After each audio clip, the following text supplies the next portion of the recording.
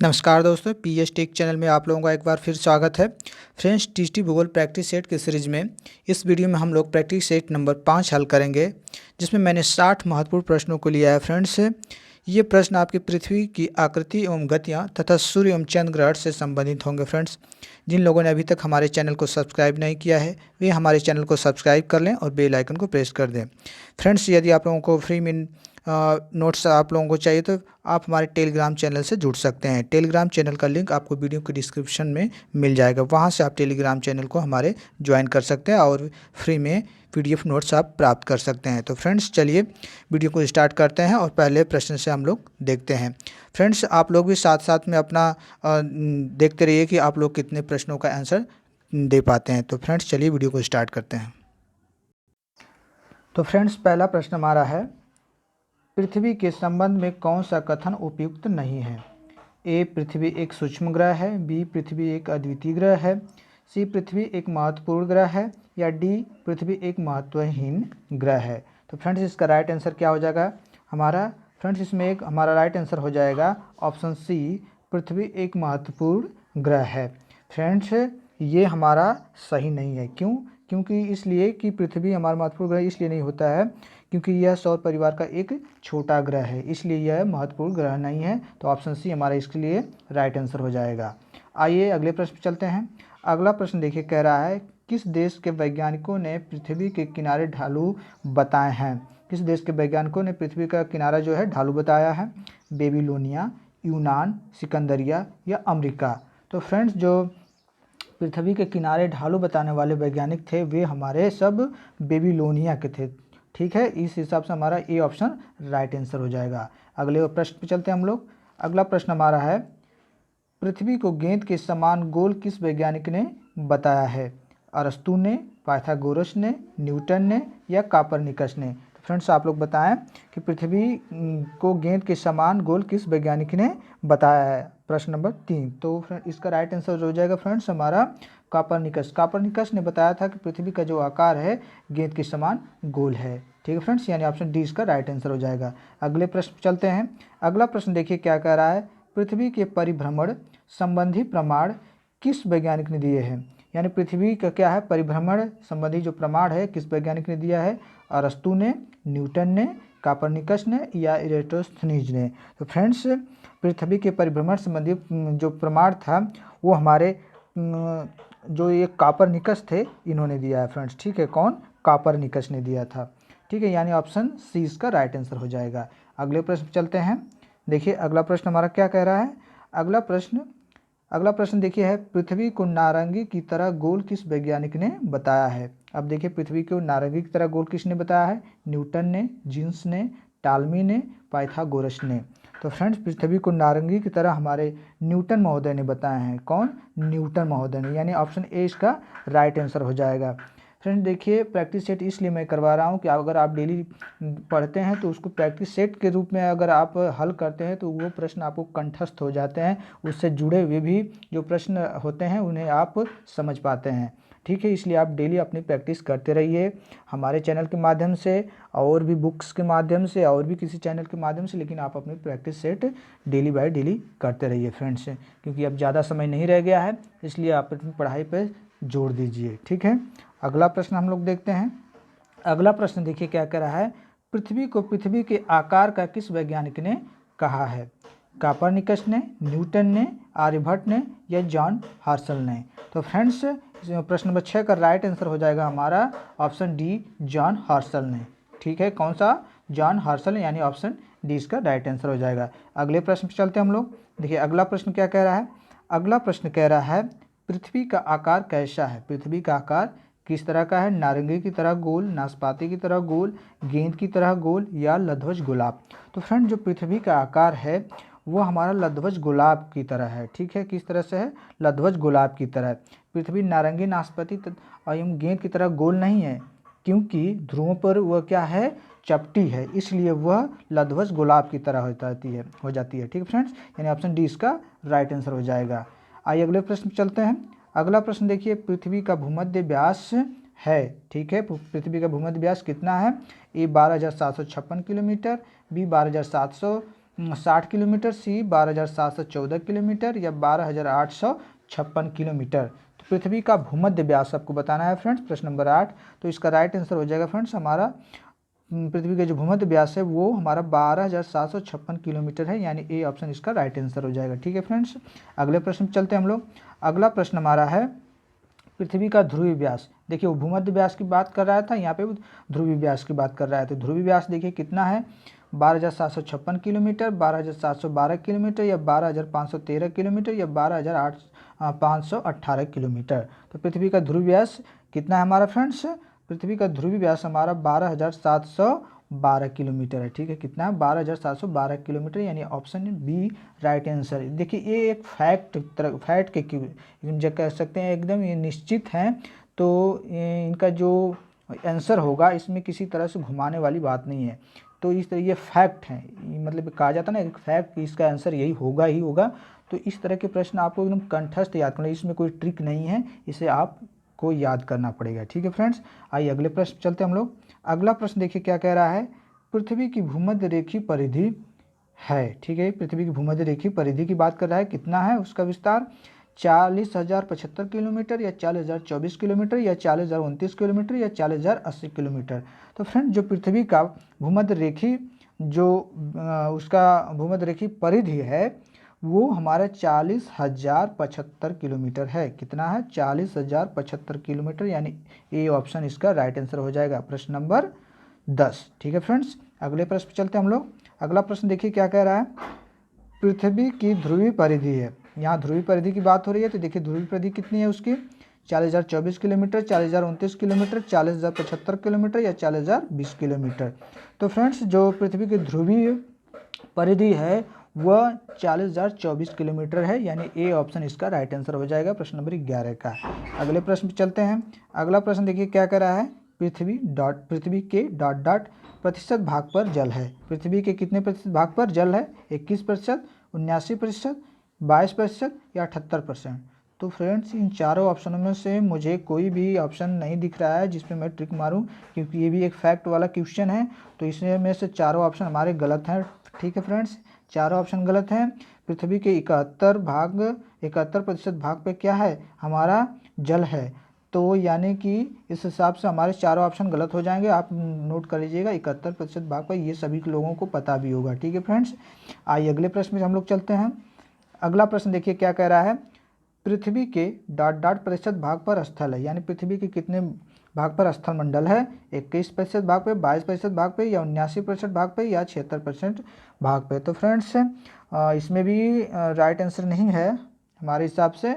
इसका जो right answer अगर नियर अबाउट हम लोग मानेंगे तो 22% कह सकते हैं, लेकिन ये भी हमारा सही नहीं है। पूर्ण रूप से हमारा 29% भाग पे क्या है, स्थल मंडल है पृथ्वी पे। तो हमारा राइट आंसर 29% होगा। अगर मान लीजिए अगर नहीं रहता है ऑप्शन में, तो आप अगर ट्रिक मारना हो तो आप 22% वाले को ट्रिक मार सकते हैं। ठीक है, लेकिन हमारा अगर देखा जाए तो करेक्ट आंसर जो है हमारा 29% भाग पे है। कितने, 29% भाग पे। आइए अगले प्रश्न पे चलते हैं हम लोग। अगला प्रश्न देखिए क्या है, पृथ्वी अपनी धुरी यानी एक्सिस पर घूमती है, पूर्व से पश्चिम की ओर, पश्चिम से पूर्व की ओर, उत्तर पूर्व से दक्षिण पश्चिम या दक्षिण पश्चिम से उत्तर पूर्व। तो फ्रेंड्स आप लोगों को पता होगा पृथ्वी अपनी धुरी पर किस तरह से घूमती है, पृथ्वी अपनी धुरी पर पश्चिम से पूर्व की ओर घूमती है, यानी इसका बी राइट आंसर हो जाएगा, बी ऑप्शन। अगले प्रश्न चलते हैं हम लोग। देखिए अगला प्रश्न क्या कह रहा है, पृथ्वी अपनी अक्ष तल पर झुकी डॉट डॉट कोण बनाती है, यानी पृथ्वी अपने अक्ष तल पर जो झुकी है उससे कितना कोण बनाती है, 0 डिग्री, 90 डिग्री, 23.5 डिग्री या 66.5 डिग्री। तो फ्रेंड्स इसका राइट आंसर कुछ लोग सोच रहे होंगे कि 23.5 डिग्री होगा, तो ये नहीं होगा फ्रेंड्स। इसका राइट आंसर ऑप्शन डी होगा, 66.5 डिग्री। ठीक है, अपने अक्ष तल की बात कर रहा है, प्लेन ऑफ ऑर्बिट की बात कर रहा है। ठीक है फ्रेंड्स, न कि उसे अपने केवल धुरी की बात कर रहा है, ये अक्ष तल की बात कर रहा है। तो इसका राइट आंसर 66.5 डिग्री हो जाएगा। ठीक है फ्रेंड्स, आइए अगले प्रश्न पे चलते हैं हम लोग। अगला प्रश्न देखिए क्या कर रहा है, पृथ्वी अपनी धुरी यानी एक्सिस पर झुकी डॉट डॉट कोण बनाती है। देखिए प्रश्न वही आ गया अपने धुरी पे, तो इसका ऑप्शन देख लेते हैं, 0 डिग्री, 90 डिग्री या 23.5 डिग्री या 66.5 डिग्री। तो फ्रेंड्स इसका जैसे मैंने आंसर बताया था अभी कि जो पृथ्वी अपनी धुरी पे कितने झुकी हुई उससे कितना कोण बनाती है 23.5 डिग्री, यानी सी ऑप्शन इसका राइट आंसर हो जाएगा। अगले प्रश्न पे चलते हैं हम लोग। अगले प्रश्न पे हम लोग चलते हैं, देखते हैं अगला प्रश्न क्या है।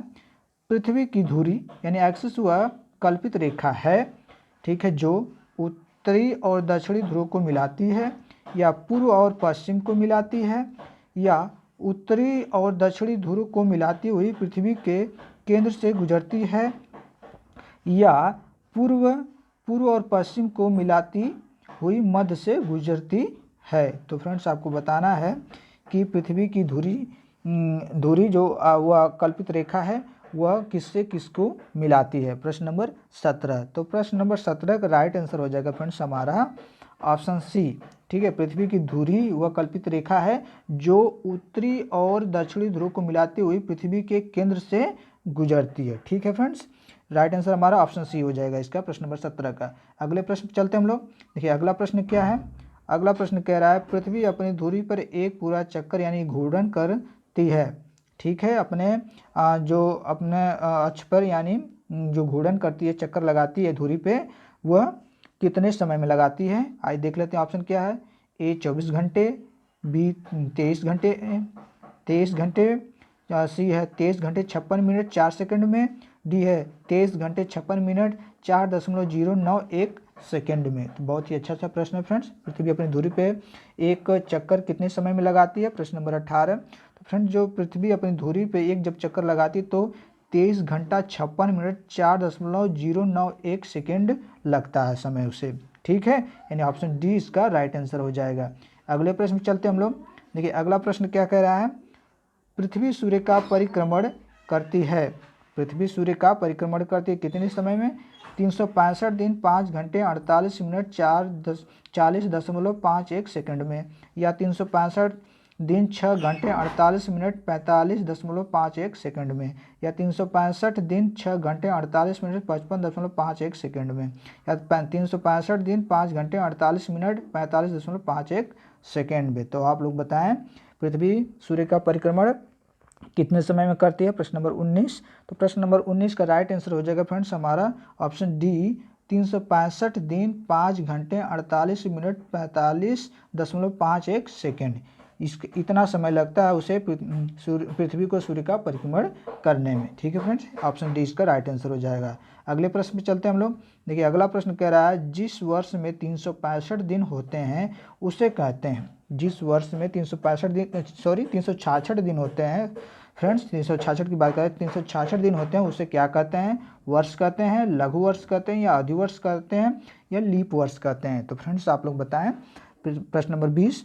तो फ्रेंड्स जब पृथ्वी जिस वर्ष में 366 दिन होते हैं उसे लघु वर्ष कहा जाता है, ठीक है फ्रेंड्स। फरवरी इस वर्ष क्या होती है 29 दिन की होती है, क्योंकि पृथ्वी लगभग 365 सही 1/4 दिन में क्या करती है सूर्य का चक्कर लगाती है, ठीक है फ्रेंड्स। इसलिए 366 जब दिन होते हैं तो उसे क्या कहा जाता है, लघु वर्ष कहा जाता है। अगले प्रश्न चलते हैं हम लोग। देखिए अगला प्रश्न क्या है। अगला प्रश्न कह रहा है पृथ्वी सूर्य की परिक्रमा पूरी करती है, ठीक है, किलोमीटर प्रति घंटा की गति से, यानी पृथ्वी जो है सूर्य की परिक्रमा जब पूरे करती है तो कितना किलोमीटर प्रति घंटा की गति से करती है। आइए ऑप्शन देख लेते हैं। 1,61,001 किलोमीटर, बी हमारा है 1,12,000 किलोमीटर, सी है 1,71,060 किलोमीटर, या 1,07,160 किलोमीटर, डी है 1,62,010 किलोमीटर। तो फ्रेंड्स आप लोग बताएं पृथ्वी सूर्य की परिक्रमा पूरी करती है कितने समय में, प्रश्न नंबर 21। तो इसका राइट आंसर हो जाएगा फ्रेंड्स हमारा ऑप्शन सी 1,07,160 किलोमीटर, ठीक है। ये उसका प्रति घंटे की चाल होती है, कितना 1,07,160 किलोमीटर प्रति घंटे की चाल से पृथ्वी सूर्य की परिक्रमा करती है। अगले प्रश्न पे चलते हैं हम लोग। अगला प्रश्न देखिए कह रहा है जब पृथ्वी मध्याह्न रेखा से ऊपर 2 बार गुजर लेती है तो उसे कहते हैं, क्या कहते हैं, दैनिक गति, घूर्णन, आवर्तन, या नक्षत्र दिवस। प्रश्न नंबर 22। देखिए फ्रेंड्स प्रश्न क्या कह रहा है जब पृथ्वी मध्याह्न रेखा से ऊपर 2 बार गुजर लेती है तो उसे क्या कहा जाता है फ्रेंड्स। तो उसे कहा जाता है हमारा नक्षत्र दिवस कहा जाता है। ठीक फ्रेंड्स, जान जाइए कि नक्षत्र दिवस कब कहा जाता है, जब पृथ्वी मध्य रेखा से ऊपर 2 बार गुजर लेती है तो उसे ही हम लोग नक्षत्र दिवस कहते हैं, यानी ऑप्शन डी इसका राइट आंसर हो जाएगा। अगले प्रश्न चलते हैं हम लोग। अगला प्रश्न कह रहा है, जब किसी मध्य रेखा पर उत्तरोत्तर सूर्य 2 बार गुजरता है तो उसे डॉट डॉट कहते हैं, क्या कहते हैं? सौर दिवस, अधिसौर, पूर्ण सौर, कुछ नहीं। प्रश्न नंबर 23। तो फ्रेंड्स प्रश्न नंबर 23 का हमारा राइट आंसर क्या होगा? प्रश्न नंबर 23 का राइट आंसर हो जाएगा फ्रेंड्स हमारा ऑप्शन ए, सौर दिवस। जब किसी मध्य रेखा पर उत्तरोत्तर सूर्य 2 बार गुजरता है तो उसे हम लोग सौर दिवस कहते हैं। क्या कहते हैं? सौर दिवस कहते हैं, यानी ए ऑप्शन राइट आंसर हो जाएगा इसका। अगले प्रश्न चलते हैं। अगला प्रश्न देखिए है, सौर दिवस की औसत लंबाई होती है, कितनी होती है? 24 घंटे, 23 घंटे 56 मिनट 4 सेकेंड, 23 घंटे 56 मिनट 4.091 सेकेंड, या 23 घंटे 56 मिनट। यानी सौर दिवस की औसत लंबाई कितनी होती है? प्रश्न नंबर 24। तो सौर दिवस की जो औसत लंबाई होती है फ्रेंड्स वो हमारी 24 घंटे होती है, यानी ए ऑप्शन इसका राइट आंसर हो जाएगा। अगले प्रश्न पे चलते हैं हम लोग। देखिए अगला प्रश्न क्या कह रहा है, पृथ्वी के घूर्णन को सिद्ध करने के लिए गेंद का प्रयोग किस विद्वान ने किया था? पृथ्वी के घूर्णन को जब सिद्ध किया था तो गेंद का प्रयोग किया गया था, तो वो कौन वैज्ञानिक थे हमारे? देखते हैं कौन कौन से हमारे ऑप्शन है। ए, न्यूटन ने, बी, अलेक्जेंडर ने, या सी, पाइथागोरस ने, या डी, अरस्तु ने। तो इससे संबंधित अगला प्रश्न, इससे पहले जो प्रश्न आया था मैंने बताया था प्रश्न का उत्तर। तो जो हमारे न्यूटन महोदय थे उन्होंने ही क्या सिद्ध किया था कि पृथ्वी के घूर्णन को सिद्ध करने के लिए गेंद का प्रयोग किया था। किसका? गेंद का प्रयोग किया था, यानी ए ऑप्शन इसका राइट आंसर हो जाएगा। अगले प्रश्न पे चलते हैं हम लोग। अगला प्रश्न है, यदि एक गेंद लंबवत दिशा में नीचे पृथ्वी पर गिराई जाए तो सीधी गिरेगी, पूर्व की ओर हटकर गिरेगी, पश्चिम की ओर हटकर गिरेगी, पश्चिम और पूर्व दोनों की ओर गिरेगी। यानी जब एक गेंद लंबवत दिशा में नीचे पृथ्वी पर गिराई जाती है तो वह कहाँ गिरेगी? फ्रेंड्स आप लोगों को बताना है। बहुत ही अच्छा सा प्रश्न है, प्रश्न नंबर 27। तो इसका राइट आंसर हो जाएगा फ्रेंड्स हमारा, जब एक गेंद लंबवत दिशा में नीचे पृथ्वी पर गिराई जाती है तो वो पूर्व की ओर हटकर गिरती है, यानी बी ऑप्शन इसका राइट आंसर हो जाएगा प्रश्न नंबर 27 का। अगले प्रश्न पे चलते हैं हम लोग। देखिए अगला प्रश्न क्या कह रहा है। अगला प्रश्न है, यदि बंदूक से गोली किसी लक्ष्य बिंदु की ओर चलाई जाए तो क्या होगा?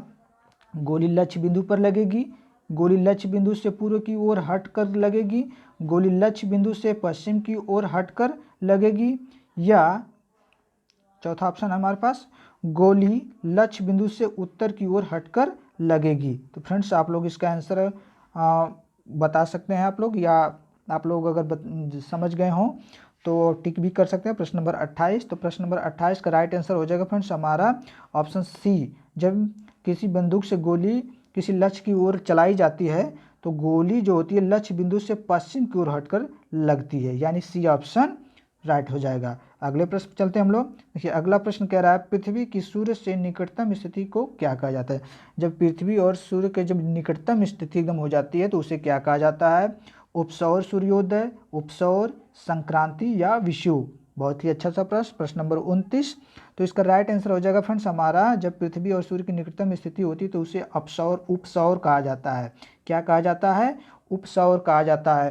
फ्रेंड्स इससे संबंधित मैं एक प्रश्न पूछता हूँ, आप लोग कमेंट में ज़रूर से आंसर दें। अगर आप इस प्रैक्टिस सेट को हल कर रहे हैं तो ज़रूर से इसका आंसर दें। अगर नहीं आएगा तो कोई बात नहीं है, मैं इसको अगले वीडियो में इसका आंसर बता दूंगा, फिर भी आप लोग इसका आंसर देने की कोशिश करें।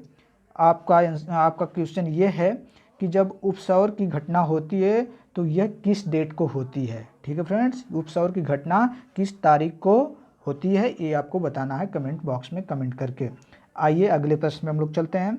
अगला प्रश्न हमारा है, पृथ्वी की सूर्य से अधिकतम दूरी को कहते हैं। जब पृथ्वी की और सूर्य की अधिकतम दूरी होती है तो उसे क्या कहा जाता है? सूर्योच्च, संक्रांति, या उपसौर, या विषुव।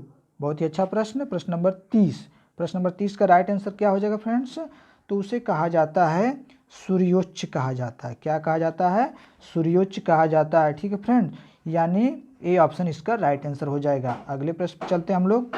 अगला प्रश्न देखिए फ्रेंड्स, अगला प्रश्न हमारा क्या? अगला प्रश्न हमारा है, पृथ्वी से सूर्य की अधिकतम दूरी किस दिन होती है?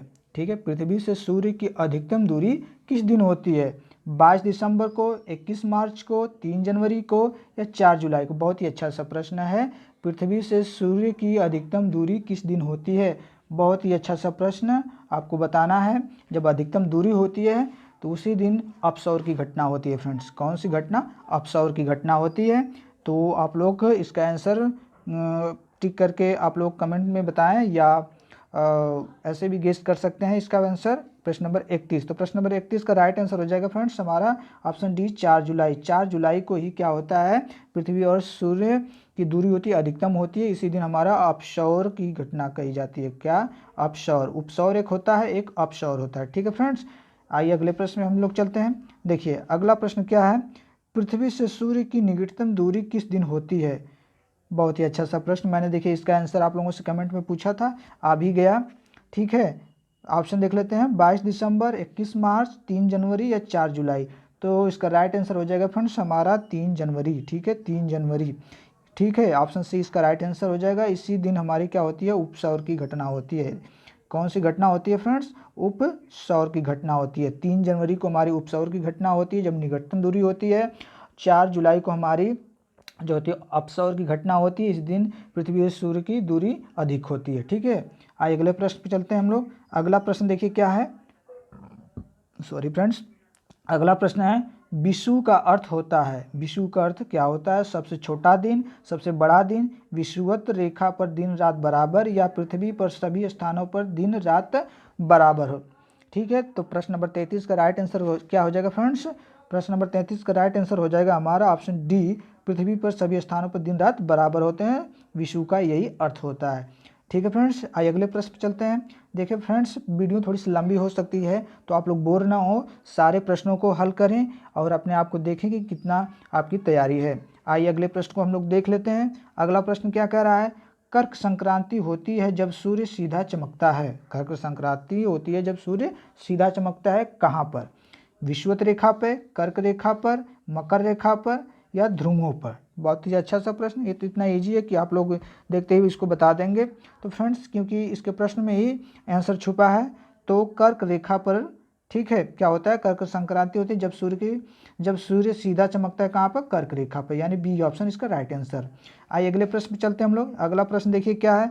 अगला प्रश्न है मकर संक्रांति पर सूर्य सीधा चमकता है। ये भी बहुत आसान सा प्रश्न था फ्रेंड्स। इसका राइट आंसर हो जाएगा हमारा मकर रेखा। क्या ऑप्शन देखें, इसको तो देखते ही आप लोग टिक मार देंगे। ऑप्शन ए है मकर रेखा पर। ठीक है, अगले प्रश्न चलते हैं हम लोग। अगला प्रश्न क्या है?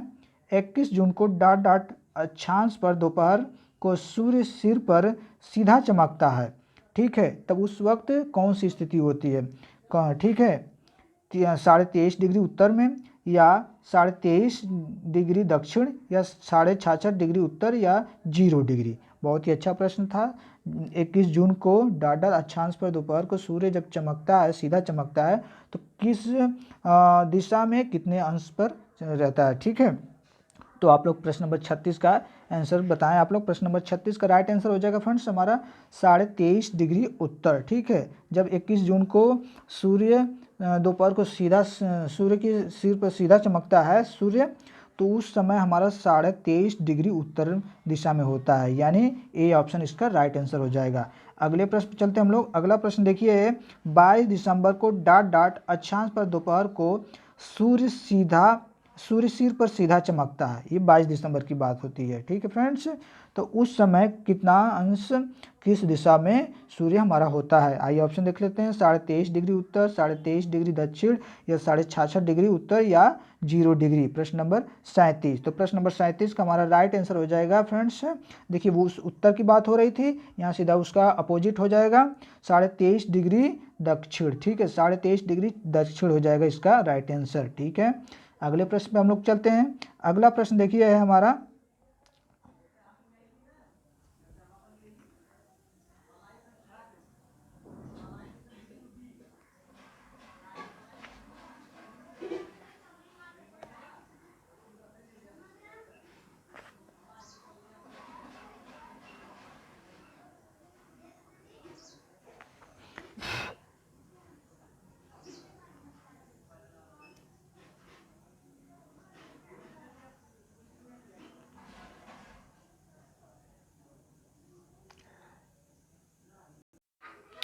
फ्रेंड्स कुछ टेक्निकल प्रॉब्लम के कारण थोड़ी सी वीडियो रुक गई थी। आइए देख लेते हैं फिर से। अगला प्रश्न हमारा क्या है? तो अगला प्रश्न हमारा है, कर्क संक्रांति का प्रभाव होता है, कब होता है? ग्रीष्मकाल में सबसे बड़ा दिन, शीतकाल में सबसे छोटा दिन, उत्तरी गोलार्ध में सबसे बड़ा दिन या दक्षिणी गोलार्ध में सबसे छोटा दिन। प्रश्न नंबर 38। तो प्रश्न नंबर 38 का राइट आंसर हो जाएगा फ्रेंड्स हमारा ऑप्शन सी, उत्तरी गोलार्ध में सबसे छोटा दिन। जब कर्क संक्रांति का प्रभाव होता है तो उत्तरी गोलार्ध में सबसे बड़ा दिन होता है। ठीक है, उत्तरी गोलार्ध में सबसे बड़ा दिन, ऑप्शन सी इसका राइट आंसर हो जाएगा। आइए अगले प्रश्न में चलते हैं हम लोग। अगला प्रश्न देखिए क्या कह रहा है। अगला प्रश्न हमारा है, प्रश्न नंबर 39 कह रहा है, घूर्णन गति को किस नाम से पुकारा जा सकता है? घूर्णन गति को और किस नाम से पुकारा जा सकता है? बहुत ही अच्छा प्रश्न। दैनिक गति, अभ्यंतर गति, वार्षिक गति या कोई नहीं। तो फ्रेंड्स जब पृथ्वी अपने अक्ष पर घूर्णन गति करती है तो उसे क्या कहा जाता है? तो उसे कहा जाता है दैनिक गति। ठीक है, क्या कहा जाता है? दैनिक गति। दैनिक गति के कारण ही क्या होता है? हमारा दिन रात होता रहता है। ठीक है, अगले प्रश्न पे हम लोग चलते हैं। अगला प्रश्न देखिए क्या कह रहा है। अगला प्रश्न कह रहा है, इनमें से कौन सा पृथ्वी की दैनिक गति का प्रभाव नहीं है? भिन्न भिन्न स्थानों पर समय में परिवर्तन, दिन और रात का होना, ग्रह और नक्षत्रों का पूर्व पश्चिम घूमना, एक ही स्थान पर दिन और रात्रि की लंबाई में अंतर। तो फ्रेंड्स आपको बताना है कि पृथ्वी की जब दैनिक गति होती है तो क्या प्रभाव पड़ता है। प्रश्न नंबर 40। तो फ्रेंड्स जब पृथ्वी की दैनिक गति होती है तो हमारा एक ही स्थान पर दिन और रात्रि की लंबाई में अंतर आ जाता है। ठीक है, यानी डी ऑप्शन इसका राइट आंसर हो जाएगा। अगले प्रश्न पे चलते हैं हम लोग। अगला प्रश्न कह रहा है, दिन रात बराबर डॉट डॉट होते हैं, कब? 21 जून को, 22 दिसंबर को, 21 मार्च को, 22 सितंबर को। बहुत अच्छा सा प्रश्न है फ्रेंड्स। ये आपकी बार जो यूपी टेट हुआ था तो उसमें ये प्रश्न पूछा था फ्रेंड्स। तो आप लोग बताएं प्रश्न नंबर 41 का राइट आंसर क्या हो जाएगा फ्रेंड्स? दिन रात हमारा कब बराबर होता है? 21 मार्च को। ठीक है, 21 मार्च को हमारा क्या होता है? दिन रात बराबर होता है। ठीक है फ्रेंड्स। तो फ्रेंड्स प्रश्न नंबर 45 हमारा क्या था? पृथ्वी से सूर्य की अधिकतम दूरी कितनी है? तो पृथ्वी से सूर्य की अधिकतम दूरी फ्रेंड्स हमारा 15.2 करोड़ किलोमीटर है। ठीक है, अगला प्रश्न हमारा है। अगला प्रश्न देखिए क्या है, पृथ्वी से सूर्य की निकटतम दूरी कितनी है? पृथ्वी से सूर्य की निकटतम दूरी कितनी है? ऑप्शन ए है हमारा 14.73 करोड़ किलोमीटर, बी है 13.72 करोड़ किलोमीटर, सी है 14.78 करोड़ किलोमीटर, डी है 13.76 करोड़ किलोमीटर। तो फ्रेंड्स इसका राइट आंसर क्या हो जाएगा? देखिए फ्रेंड्स पृथ्वी और सूर्य के बीच की कभी अधिकतम दूरी होती है, कभी निकटतम दूरी होती है। क्यों होती है? क्योंकि जो पृथ्वी है सूर्य का अंडाकार आकार में चक्कर लगाती है। जैसे ये सूर्य है और ये पृथ्वी है, तो पृथ्वी क्या करती है? इस तरह से चक्कर लगाते लगाते लगाते आती है। ठीक है फ्रेंड्स, तो इस तरह से ये चक्कर लगाती है पृथ्वी। तो यहाँ की जो दूरी होती है वो अधिकतम दूरी हो जाती है और यहाँ की जो दूरी होती है वो निकटतम दूरी हो जाती है। इसलिए पृथ्वी का जो चक्कर लगाने का जो आकार है वो अंडाकार है, इसके कारण अधिकतम दूरी और निकटतम दूरी पृथ्वी की होती रहती है सूर्य के सापेक्ष। ठीक है, तो इसका राइट आंसर क्या हो जाएगा फ्रेंड्स? हमारा पृथ्वी की निकटतम दूरी की बात कर रहा है तो पृथ्वी की निकटतम दूरी हमारी होती है 14.73 करोड़ किलोमीटर, यानी ए ऑप्शन इसका राइट आंसर हो जाएगा। ठीक है फ्रेंड्स, आइए अगले प्रश्न पे हम लोग चलते हैं। अगला प्रश्न देखिए क्या कह रहा है, पृथ्वी अपनी धुरी पर घूमती है, पृथ्वी अपनी धुरी पर घूमती है कितने प्रति किलोमीटर घंटा की चाल से? 1600 किलोमीटर प्रति घंटा या 1610 किलोमीटर प्रति घंटा या 1524 किलोमीटर प्रति घंटा या 1520 किलोमीटर प्रति घंटा की चाल से। तो फ्रेंड्स पृथ्वी अपनी धुरी पर जब घूमती है तो वो 1600 किलोमीटर प्रति घंटा की चाल से घूमती है। प्रश्न नंबर 47। ठीक है फ्रेंड्स, सॉरी फ्रेंड्स 1600 नहीं होना चाहिए, 1600 नहीं, बी हो ऑप्शन होगा, 1610 किलोमीटर प्रति घंटा की चाल से घूमती है पृथ्वी अपनी धुरी पे। तो आप बी ऑप्शन इसका राइट आंसर हो जाएगा, 1610 किलोमीटर। आइए अगले प्रश्न चलते हैं। अगला प्रश्न देखिए क्या कहलाता है, जब चंद्रमा का प्रकाशित भाग बढ़ता है तो डॉट डॉट क्या कहलाता है? कृष्ण पक्ष, शुक्ल पक्ष, मृत पक्ष या कोई नहीं? तो फ्रेंड जब चंद्रमा का प्रकाशित भाग बढ़ता है तो हमारा वो शुक्ल पक्ष कहलाता है। क्या कहलाता है? शुक्ल पक्ष कहलाता है। ठीक है फ्रेंड्स, शुक्ल पक्ष में देखिए क्या होता है, चंद्रमा का प्रकाशित भाग बढ़ता है और कृष्ण पक्ष में घटता है। ठीक है, अगले प्रश्न पर हम लोग चलते हैं। अगला प्रश्न देखिए क्या है, जब चंद्रमा का प्रकाशित भाग घटता है तो क्या होता है। ठीक है, कृष्ण पक्ष कहलाता है या शुक्ल पक्ष कहलाता है या मृत पक्ष कहलाता है या कोई नहीं। अभी मैंने बताया कि जब चंद्रमा का प्रकाशित भाग क्या होता है, भाग बढ़ता है तो उसे कृष्ण पक्ष बढ़ता है फ्रेंड्स, तो उसे शुक्ल पक्ष कहते हैं, और कृष्ण पक्ष में क्या होता है, घटता है। तो यानी इसका राइट आंसर हो जाएगा हमारा ऑप्शन ए, कृष्ण पक्ष। अगले प्रश्न पे चलते हैं। अगला प्रश्न देखिए क्या है, इनमें कौन सी गति चंद्रमा से संबंधित नहीं है। घूर्णन गति, परिक्रमण गति, सूर्य से संबंधित गति या अभ्यांतर गति। ठीक है फ्रेंड्स, क्या प्रश्न करें, इनमें कौन सी गति चंद्रमा से संबंधित नहीं है। घूर्णन गति, परिक्रमण गति, सूर्य से संबंधित गति या अभ्यांतर गति। तो फ्रेंड्स चंद्रमा से घूर्णन गति भी संबंधित है, परिक्रमण गति भी संबंधित है, सूर्य से संबंधित गति, लेकिन अभ्यांतर गति नहीं संबंधित है, इसलिए डी ऑप्शन इसका राइट आंसर हो जाएगा। अगले प्रश्न पे चलते हैं हम लोग। अगला प्रश्न